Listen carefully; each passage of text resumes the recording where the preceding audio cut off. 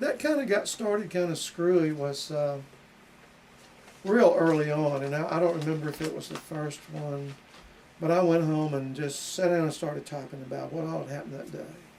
And it just kind of seemed to, unwind me some, so I continued to do it. But there were times when, maybe, and this didn't happen a whole lot, but just as an example, maybe my assistant warden said, "Hey, you want to go have a beer?" And I'd go do that, and then I'd come home and maybe I wouldn't write about it.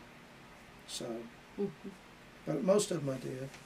I never intended it. At one point I thought, well, I can quit writing these. I'm okay now. I can handle this.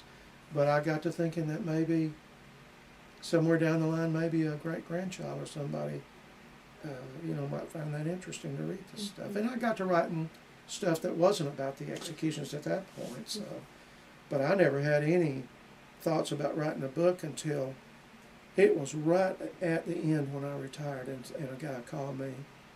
In fact, one of the articles that came out about a week or two before I retired, and a guy read it in a newspaper, and I can't remember what book company he was with, but he called me and asked me if I'd be interested.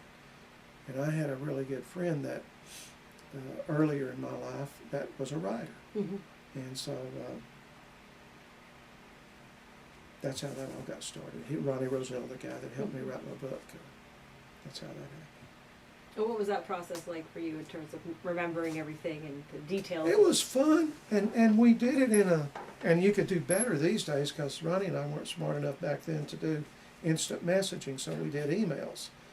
And at one time, I still have them, but I forget, we'd written like 1,200 emails writing that book.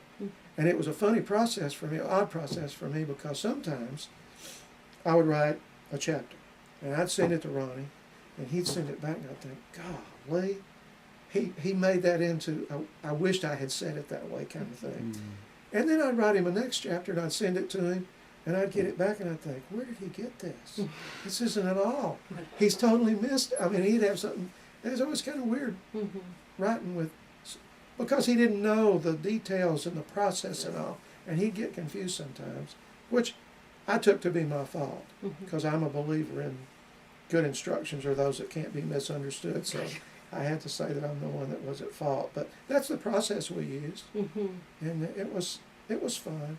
I wouldn't want to do it again if I were working here like I was then, because it just took up a huge portion of the day between both jobs. And there's other stories that I thought about, if I retire here someday, I might work on those. I mean, just because you got 5 executions there, what happened was I thought there were maybe 15 or 20 that were really interesting stories. And what I literally did is I gave them to Ronnie, and I said, you pick. You don't know anything about these, so you be the reader, and you pick out which 5 you want to put, and that's what we did.